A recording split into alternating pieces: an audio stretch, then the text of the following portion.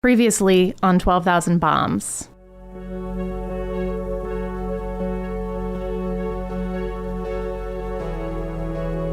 Stuart Prager spent his career researching a clean, safe energy alternative through nuclear fusion. The development of this yet-to-be-realized sustainable energy source has contributed also to advancements in nuclear weapons technology. The result is a nuclear arsenal that is smaller than the height of the Cold War, but much, much more powerful. We live in a world where a few men and it's men can decide to essentially, they actually have the political and technical power, if they want, to essentially end civilization within minutes, 24/7. I'm Lauren Warnicki. On this final episode of 12,000 Bombs, we look for an end that's less fatalistic. The goal is to find something hopeful. Do you know the myth of Sisyphus? This is Matt Kaplan. Hi, my name's Matt Kaplan. I'm a professor of physics at Illinois State University, and there are 12,000 nuclear weapons on Earth. Matt is my co-host and partner on this podcast. I actually had to look Sisyphus up. In Greek mythology, he's a devious tyrant forced to roll a boulder uphill, only for it to roll back down again forever.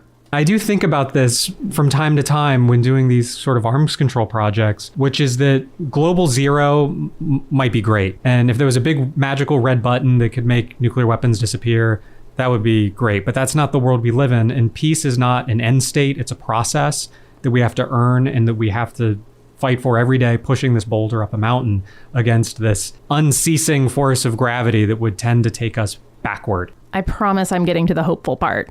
And I think of this number like a simple gauge, this little meter that's telling us how many nuclear weapons on Earth, whether or not we're moving in the right direction, whether that number is going up or whether it's going down. Progress is not impossible.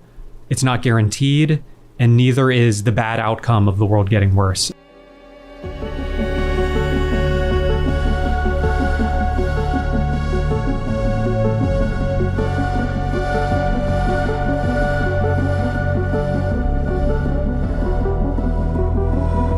I'm hopeful because what I'm seeing are a young generation who's interested in getting trained in this. I'm seeing the Nobel Prize Committee award the Nobel Peace Prize to so many people in my lifetime for nuclear nonproliferation work.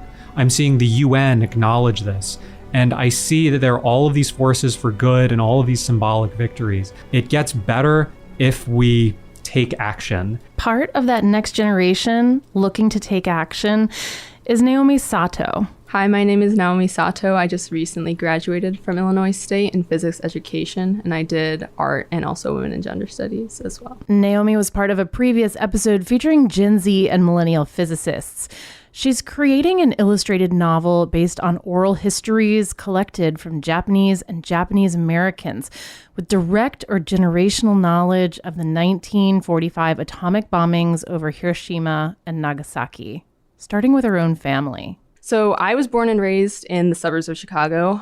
My mom is Japanese, and my mom's parents both were from Japan, from Tokyo area and Kyoto and Osaka area.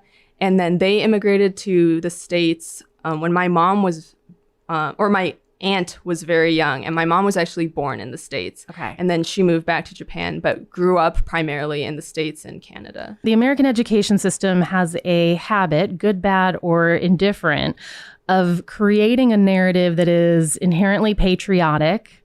And so what did you experience growing up in terms of confronting the narrative that was presented in history class about World War II and your kind of lived familial experience connected, just 2 generations back with Japan? I actually went to a Japanese dual language program throughout elementary school. And it was a partial Japanese dual language program in junior high school. But my first primary exposure to general education outside of Japanese language and Japanese culture was in high school, which was the first time that I kind of heard this narrative in high school history classes that I think many of us have heard, where it's the last part of the curriculum at the end of the World War II chapter, and it's, oh, was the bomb morally justifiable or should we have dropped the bomb and stuff?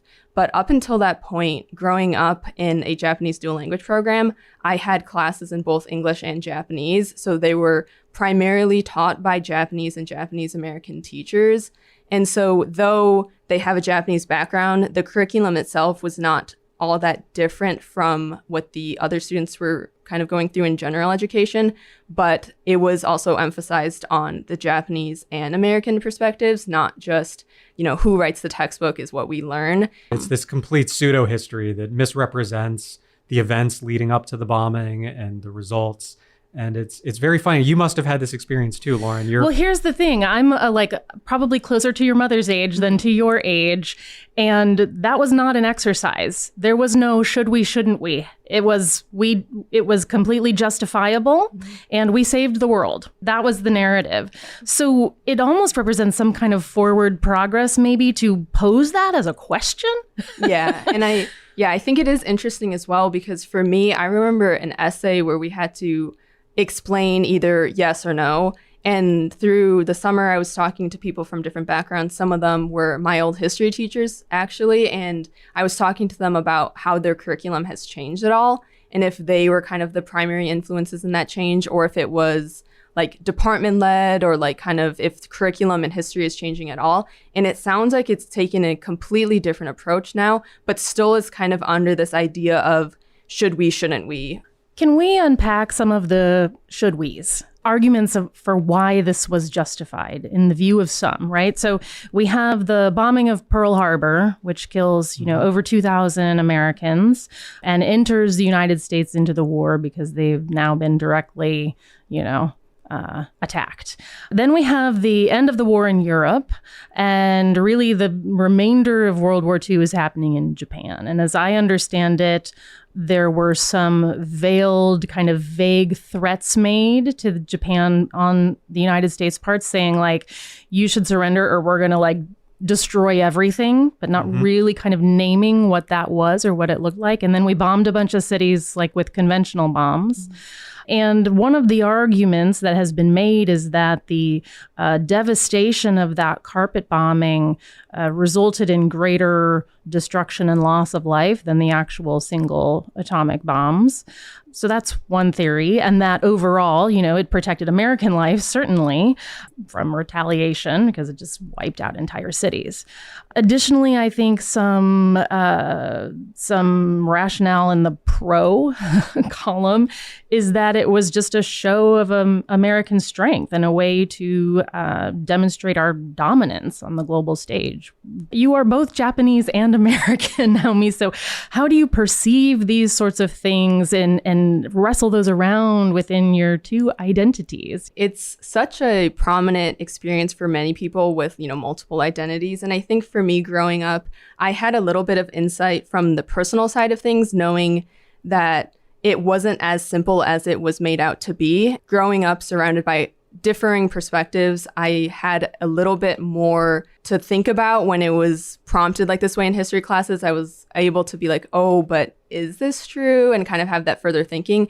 This idea of justifying the bomb wasn't really constructed until post-war, where it was after the bombs were dropped and after all of this, mass destruction, then there was this narrative kind of coming about of, oh, are the bombs morally justifiable? Is there a reason? Blah, blah, blah, blah, blah. At the end of the day, ultimately what happened. And I think people will talk about the justification and should we have not, but then don't use that to go any further than that. It's just kind of like a hot topic. We can always do what if, and that is still important to think about. But it's also important to think about how we have acquired the information we have. Is it actually factually correct? Have we been misinformed? What have we learned? What do we actually know? And what are we going to do about it? Matt, you provided us with this incredible document, which is minutes from a meeting on the targeting committee that was selecting locations and conditions by which to use these bombs. Nowhere in this document is there a moral question about whether or not to use them, only where and Right. how much damage, both physical and psychological, the use of these weapons could inflict. They talk about the valleys around one city being able to reflect the blast. They talk about rivers and harbors, how that would affect the air humidity and the potential to study the fires that result.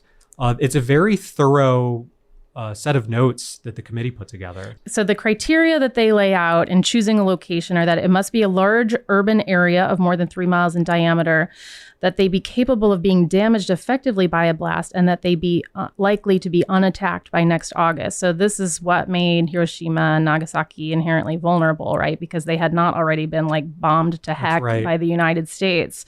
But at the same time, it makes clear here that the goal was pain, right? The goal was devastation to force the hand of the Japanese government.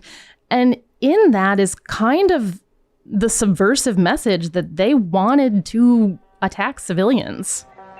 ふるさとの街やかれ緑の羽埋めせやく土に今は白い花咲く It's a foregone conclusion. You don't spend a bajillion dollars in World War II on a super weapon to not use it. They're itching to use this thing before the end of the war.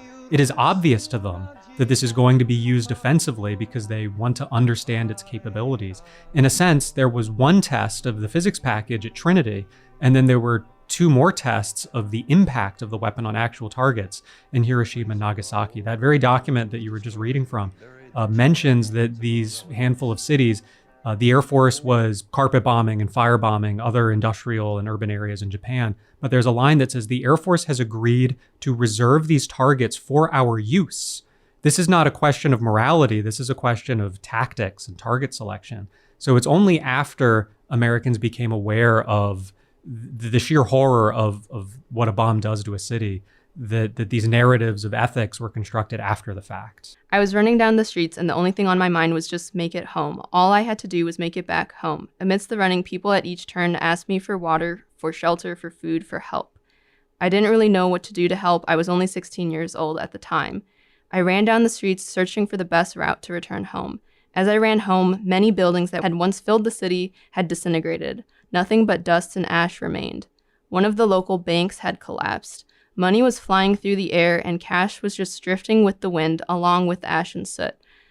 The cash had caught fire, some burning as it fell from the sky. All once colorful yen was just kindling for fire. When I got back, my father gave me So some there's milk. also He said to drink it since it the would help issue flush out of toxins. warning civilians of pending danger. And there's a lot of either misinformation or lack of clarity of information as to whether or not Japanese civilians were given any warning at all, or if they were giving warning, if it was sufficient. I guess the military has said in hindsight, yeah, we kind of scattered leaflets all over the country and was many cities are in danger, so maybe you want to leave. So I also wonder where the morality question factors into this idea that we intentionally and knowingly used these weapons, having some idea of the devastation they would cause, but didn't quite put as much thought into how we protected civilians, which again leads me to wonder if, I hate to say this, but if killing civilians was the point. I think that's another part of this kind of game of, is it justified or is it not justified? Because it's also on some degree, if there was sufficient warning, I don't necessarily believe that there still wouldn't have been the bombs. It's people might talk about that as saying, oh, well, maybe if people were warned, they would have surrendered or something. But it's post Hiroshima, there was a lot of just absolute destruction, and yet still Nagasaki's bomb was dropped a few days later. So it's also kind of this was also after all of the fire bombings and such in Japan, still a topic that I never learned in school. The first time I heard about it was when my grandfather was telling me about what he remembered from World War II and his own personal experiences with it. And still, people still only talk about should we or should we have not dropped the bomb. So in your conversations, were Japanese citizens at that time anxious for change? Were they supportive of the regime? One common thing I noticed with a lot of the people I talked to was they didn't know as much as we might have thought they would know about things even if their parents were alive. There's been a lot of things where people were that I talked to were saying, oh, I actually don't know a ton about, XYZ. And I think there are some people, that are going to be in support of Japan, when they're Japanese, some people have no choice but to just kind of go with the flow. There are some people who, can now recall back and think, oh no, I wasn't in support, but it's like, who knows what was happening. And then even for me, it's like I grew up Japanese American. My mom is Japanese American. My grandfather was in Japan at the time. And even still, I don't necessarily know what his like deep political kind of stances were. All I know is more of the side of like personal experiences and kind of more fact-based things like what happened, where was he, things like that. It's easy to find one example of a behavior and then ascribe it to a group when there's a broad spectrum. Sure. And it becomes even more of a sort of historiography problem when you then realize that everyone who is present, their one source of information is the Imperial Japanese sort of governing body and military council, who are going to be very repressive, similar to Russia today. Because I think the other kind of like retrospective, like reverse manufactured narrative is like, oh, look at Japan now. It's like such an extraordinary country and it's a democracy and isn't that great? So really what we did was like awesome, right? Yeah. And I think that's not just now, but in the past, like Japan is kind of one of these countries that's like, everything is now, I don't know how to describe it, but it's like idealized, or it's like people are like really, it's like this huge like cultural thing now, I guess, within pop culture. And it's interesting because also in conversations I had with my grandfather that I learned actually only when I started working on the project I was working on. It's not something that I knew before. When I talked to him was post World War II. He was a child during World War II, and then post-war he was transitioning out of high school into college. And he would talk about how he recalled America's like involvement in like Japanese media and kind of like certain censorship of what could and could not be shared. And then America really had an influence in Japanese education and Japanese military and all sorts of things, even to the point where the other day when I was talking to him, he was recalling how when he went to college, he was still going to college under the traditional Japanese structure of high school and college. But most of people around his age would have then been in the shifted towards more American style of education. And that's something that like I had never known that until I talked to him about it. And then it kind of makes me wonder if now people are like so okay with things that happen because they're like, well, look at Japan now. They're doing great. People love it. People travel there, all this stuff. But again, it's at the end of the day, it's like, what is your intention? And here? our standard of doing great is usually like more like us. Yeah. Right. It's valuing Western style capitalism. There's a great example of U.S. censorship following the occupation. The Nobel Prize winners this year, they were not actually able to organize until the 1950s because the American occupation forbid discussion of the atomic bombings. The Norwegian Nobel Committee has decided to award the Peace Prize for 2024 to the Japanese organization Nihon Hidankyō. This grassroots movement of atomic bomb survivors from Hiroshima and Nagasaki, also known as Hibakusha, is receiving the Peace Prize for its efforts to achieve a world free of nuclear weapons and for demonstrating through witness testimony that nuclear weapons must never be used again. In response to the atomic bombs, now we have finally come to this situation where we can acknowledge this terrible thing happened, and these people are using this terrible thing that happened to them to promote good and peace. It's not a criticism of us as Americans or our patriotism or even the current state of the US government to be able to revisit assumptions about what happened in World War II, the relationship with Japan, et cetera. And I think this is especially important because a part of this generational turnover and being able to revisit history also means a loss of the living memory. And so the survivors of the atomic bombings, this was 79 years ago. And so that means the people running this organization today, they were the literal children, 10 years old or younger, when these bombs were used on Hiroshima and Nagasaki. And as a result, the entire generation of survivors, the adult survivors who started these organizations, did not live to see the Nobel Peace Prize. So I think it's especially important to recognize what the Nobel Peace Prize means symbolically is enshrining their loss and their pain into history as something that the world deserves to know about and something that the world must remember, lest it happen again. We wished for more before the war, as most people did, but I remember coming to terms with the situation and trying to find joy in the small things. The occasional egg we got for meals, the chirps of birds, the smell of greenery, and the presence of my family.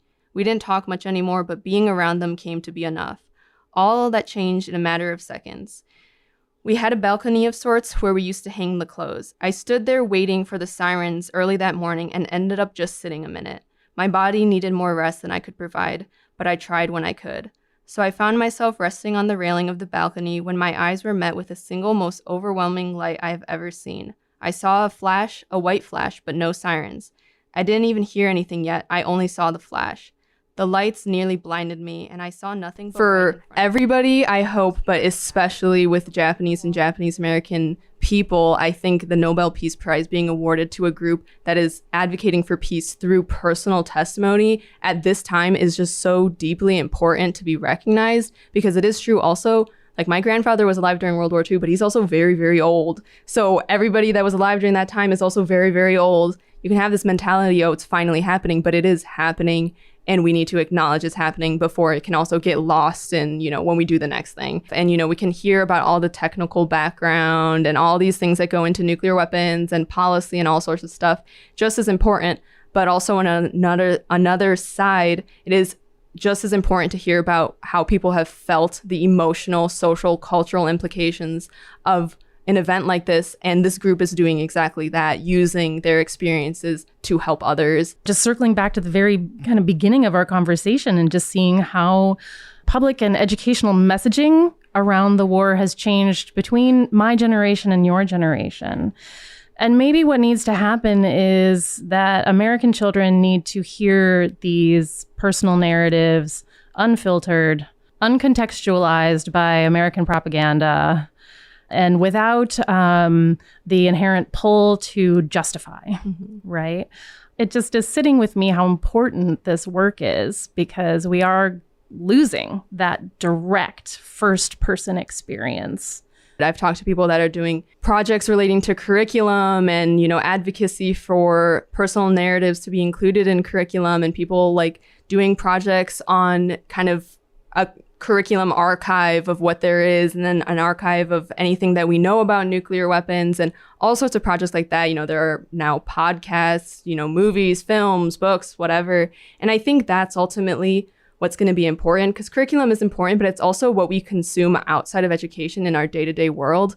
And that's kind of what really prompted me to be working on the project that I'm working on. When you make someone feel something, they might care just a little bit more, and then take a little bit from that to do something good.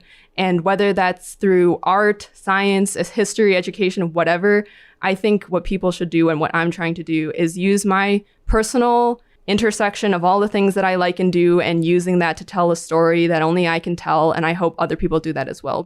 As I walk through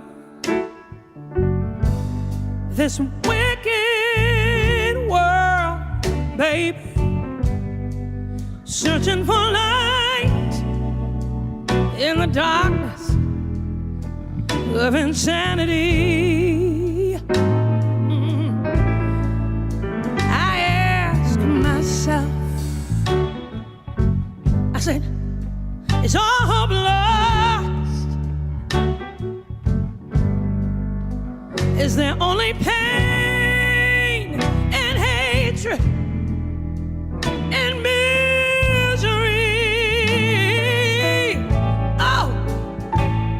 each time I feel this way inside, there's one thing I want to know. What's so funny about peace, love, and understanding? Now what's so funny about peace, love, and understanding?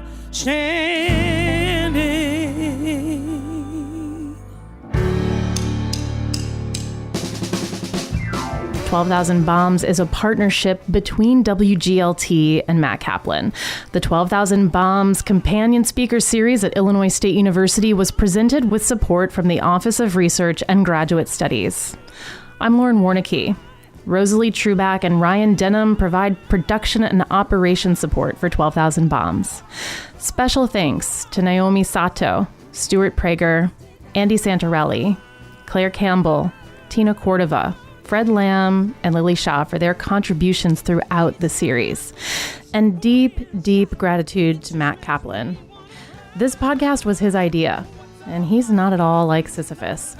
WGLT is Bloomington Normal's public media, part of the NPR network.